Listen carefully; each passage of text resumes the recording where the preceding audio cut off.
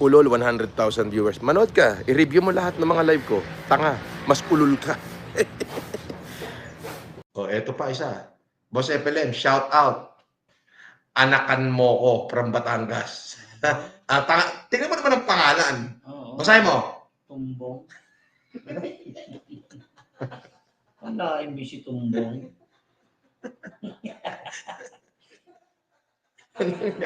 Para ka maaanakan, tumbong yan. May matris ba yan? Kailan to si Ian makatawa? May matris ba yan? Mayos ka tumbong. Hindi na lang ginawang matris, no? Hindi, pinapa-shoutout niya. Ang pangalan, Ana. Ang apelido, Kanmoko. Ana Kanmoko from Batangas. Ang pangalan nagpapa-shoutout, si Tumbong. Bang, sarap yung bus, ay. J. Caranto, thank you.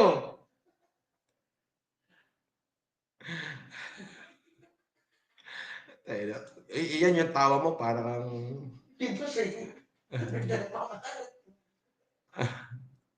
Tom. Tom ba? Tom. Tapos sabi niyo, Bong. May lambing sa dulo. Bong. Tombong. And Express, Tumbong.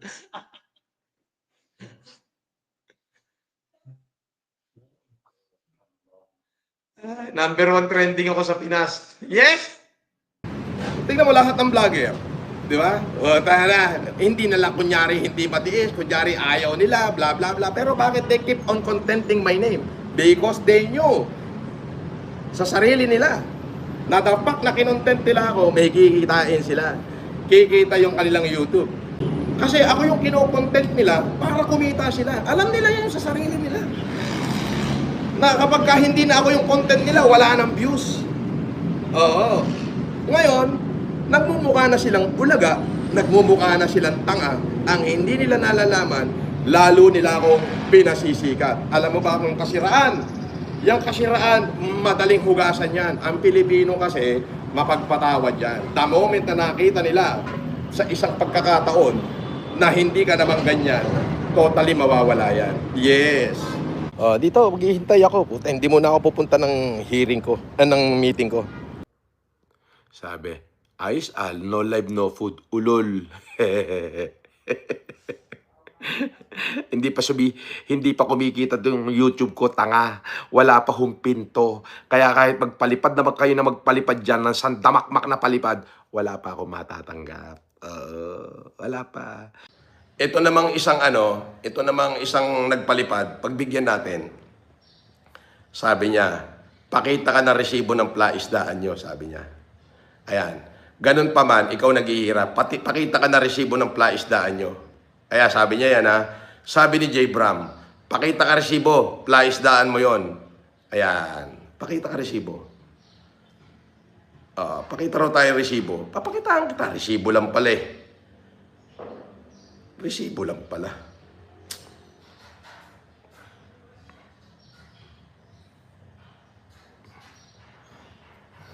Pakita ka resibo ng plaisdaan mo yun, sabi niya. Di magpakita. Resibo lang pala eh.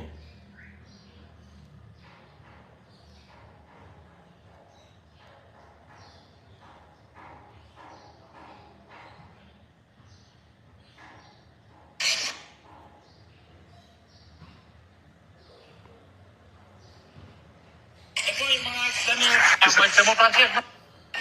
Talaga ka ng mga isda mo dito, boss, Frank. Mga isda mo, Francis, malalaki na. Ito po yung mga isda ni Francis Leo Marcos. Ayan. Yung lupay na ito, kanyang pag-aari at ito kanyang mga isda. Ako po ang caretaker niya, yung nimong niya, pero wala akong sweldo sa kanya. Ayan. Francis, yung sweldo ko. Kawawa naman yung caretaker mong ninong. Ayan o, ayan mga isda mo. Malaki na o.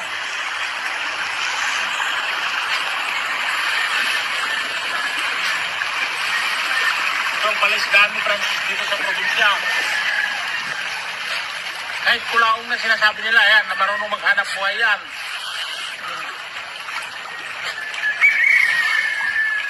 Paano, J. Bram?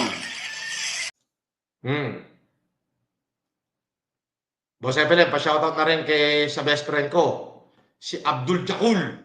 Puta, best friend niya. Ay, Si Abdul Jakul. Oo. hindi.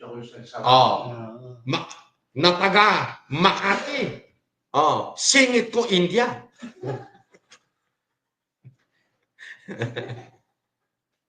Tawa ko na tawa. India po siya, Boss FLM. Idol na idol ka niyan. Aba, bakit ako in-idol niyan? Dapat siya makagago kasi taga-India.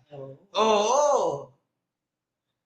Oo, yan si Abdul Jakul. Kung hindi ako nagkakamali, yan ay kaibigan. Kumpare yan ni Muhammad Salsal. Malamang.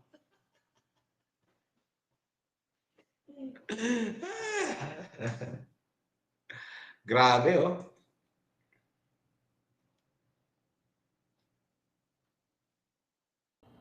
Ngayon ka magtapang-tapangan. Bibiling ko tapang mo. Hindi nga. Dali. Nanggigigil na ako sa'yo. Gusto ko nang lamutakin yung mukha mo eh. Oo. Sabi niya, Happy New Year. Sabi niya, ano po New Year's resolution nyo? Magiging matapang ako. At the same time, magiging mapagbigay. Mas mapagbigay, ngunit mas matapang. Yes. Mas mapagbigay, mas matapang. Oo. Buo dibdib.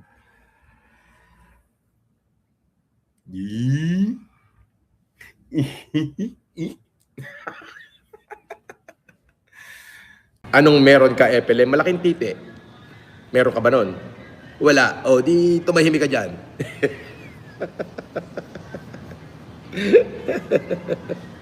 Boss Epelem, bakit may mga picture kayo sa PAW? Nangingi po ba kayo ng ayuda? Ano masasabi nyo? May picture ako sa PAW? Saan? Asan yung picture sa PAW? Yung picture, hindi sa PAW yun. Sa prosecutor office yun.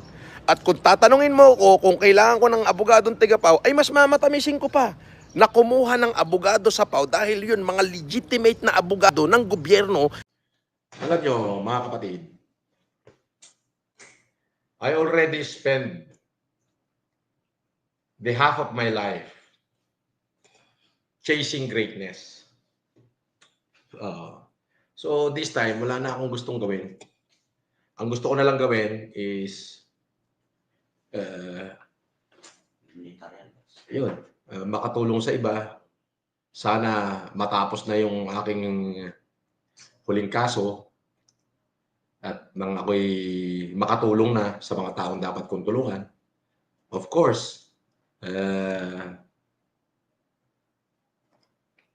pagka umasenso lahat ng mga pinunla ko, 70% nung kikitain nun, nung magiging revenue, ay itutulong ko pa rin sa tao. Eh ako, dahil naghihirap na ako, dito na ako titira sa Heritage for life. Oo, dahil ako'y naghihirap na masyado, kaya naisipan ko, dito na ako titira habang buhay sa hotel. Protected pa ako. Diba? Hinahanap na ng LTO yung sasakyan na sinanla mo. Ay, tanga.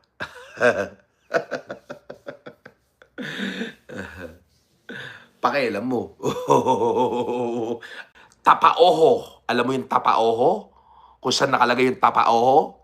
Di ba sabi nyo mukha akong kabayo? O Year of the Horse ngayon. Tatadyakan ko yung mukha mo ngayon. Nakapokus ako, meron akong tapaoho. Ayan o.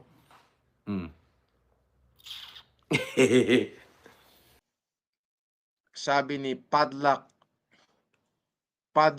Uchiha, anong insight mo sa pag-post ng anak mo FG page, sir? Marami hindi sumang-ayon doon sa post. Medyo foul din yung ginawa, sir. Meron ako sariling hakbang. Unang-una, syempre mahal ko yan, anak ko yan eh. Yun ding kanyang ina ay may sarili ding disposisyon. So, kung a-action ako bilang ama, ang inaalala ko, baka ma-forum shopping yung gagawing hakbang nung ina. Okay. So, ang pagkakabalita ko lang ay nagpunta na sila sa Women and Children Test. At kasama yata yung mga kaklase na nai-post din yung buong pangalan. So, yun. So, bahala na sila. Ayoko ma-forum shopping. Ako naman, kinasuhan ko si FG. May sariling kaso siya sa akin. Ngayon, hindi ako makikialam doon sa magiging disposisyon ng ina ng bata. Kasi minor de edad pa yon. Hindi ko pa pwedeng saklawan yon. Anak ko yun, oo. Ang inaalala ko kasi, baka gumawa ako ng aksyon, ay ma-forum shopping lang. Okay? Ma-double jeopardy o ikaka-forum shopping o whatsoever kung ano man tawag nila doon sa gagawin nilang hakbang. So, yun lang.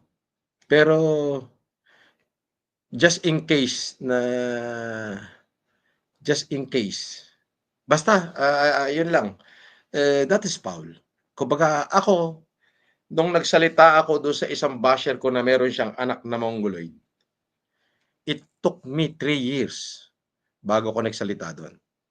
Na araw-araw sinasabi nung basher na yon, na sinasabi niya na ang aking ina ay duling, pangit ang aking mga kapatid, pangit ako, ipinost ko na nakalagay sa ataol, kung ano-ano, araw-araw, gano'n. Kumbaga, nilait na yung buong lahi namin. Hindi ako nag-react for 3 years. Now, yung isang tao ko nagpakita ng litrato niya kasama yung anak niya na mongoloid or may special child. Sabi niya, boss, i-post mo. Hindi ko ginawa. Alam mo ba pagkakasabi ko, yan si Eloy Barrientos o si Mighty Buraot. Ay, may anak nga yan, mongoloid. That's it. But I never post or give a specific name doon sa kanyang anak. Hindi kasi ako ganun kasama. Oo. So, nasabi ko, may anak yan na mongoloid. Mongoloid yung anak niyan, tululaway. That's it. For him to stop bashing me and my family. Totoo naman eh. Sinabi niya yun eh. Di yun lang sinabi ko. But the good thing is, marunong ako mag-isip. I never mentioned the name of the child. Nor I put the photo of the child. Kung pinakita ko yun, makikita ng mukha ng bata, tululaway. Pagandahin pa ba natin yung word, special child, mongoloid naman. But, I never say a name of the children na nasa akin na. Hindi ko rin ipinakita yung muka na nasa harapan ko na. Kaya ko lang ginawa yon na para isipin niya na alam ko yung pangalan at may litrato ko ng anak niya. Kamukha niya eh. Kamukha niya.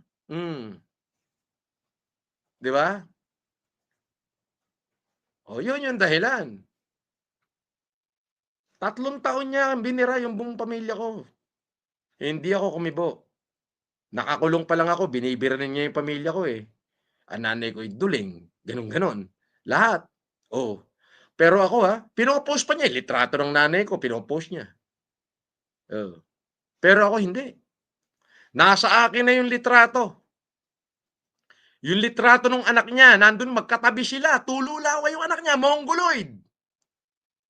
Hindi ko pinangalanan. Andun na yung pangalan, nakasulat, pati buong pangalan niya.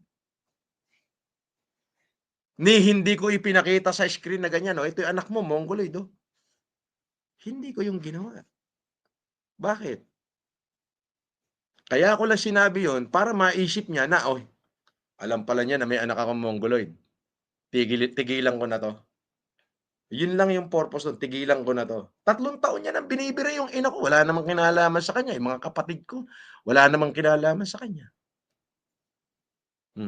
Okay lang na ako birahin niya. Dinamay pa yung nanay ko. Ipinopost pa yung litrato ng nanay ko. Wala silang narinig. Ngayon, binigay sa akin ng tao ko, ito litrato ng anak niya, at saka siya. Mukhang mongoloid talaga. Mongoloid talaga.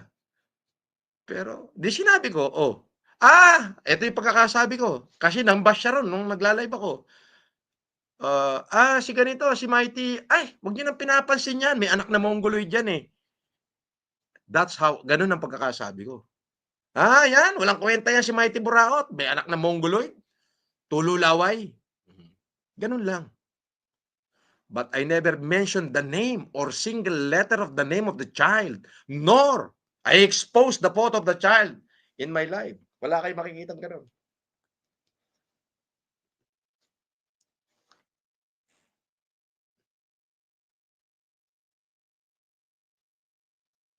So, sa akin, si FG mahuhuli yan. Yes. Kahit dinelete niya na yung account niya, mahuhuli yan. Ang magiging witness ko rito ay cybercrime. Sila.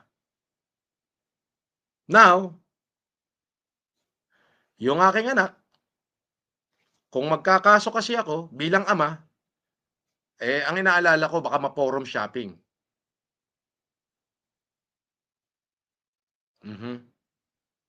Baka ma-forum shopping. So, sa Parañaque kasi ako nakatira. Ang mga bata na may nasa Las Piñas. So, ayokong pakialaman kung ano ang disposisyon ng kanyang ina. Ina nila yon. Bata pa yung anak ko. At saka yung anak ko, matalino. Alam niya agad yung tama at mali at marunong siyang humingi ng tulong. So, kung ano man yung magiging disposition nila, di yun muna i-respeto ko. Ngayon, pag walang nangyari doon, then at saka ako a-action bilang ama. Ganun lang yan. Baka siguro yung FG, baka yan ay putok sa buho. Oo. Ano yan? Diyan mo na makikita na yung tao, wala nang kaluluwa yan.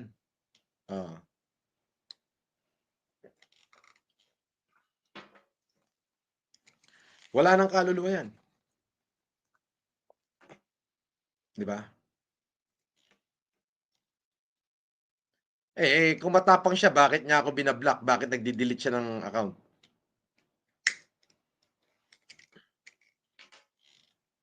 Di ba? Bakit siya nag-delete ng account? Akala ko ba, ano siya? Go for ano? Ano ba yan? Akala ko ba against scammer siya, kailangan niya i-expose si Francis Leo Marcos or si Norman Mangusin na scammer? Akala ko ba si Norman Mangusing according sa kanya ay wanted? Bakit nagdi-delete siya ng account? Anong katotohanan ngayon sa pinagsasabi niya? Kung nagdi-delete pala siya ng account. Di ba? May kapapaniwala pa ba sa kanya? Kaya nga sabi ko sa'yo, Pugenius, huwag ka mag-delete ng account. Ibalik mo yung 200,000 na account mo. Ba't ka nagdi-delete? Baka mamaya, bukas makalawa, yan na naman bago, i-delete mo na naman.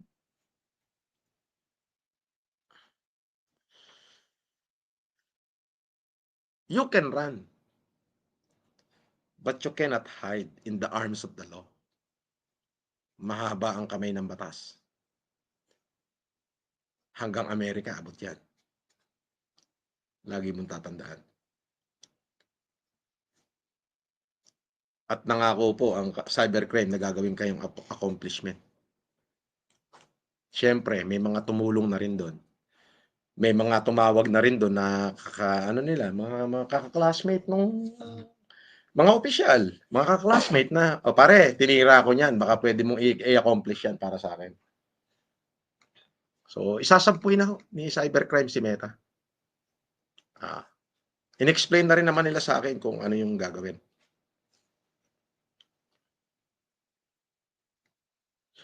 Huwag ka mag-delete ng account.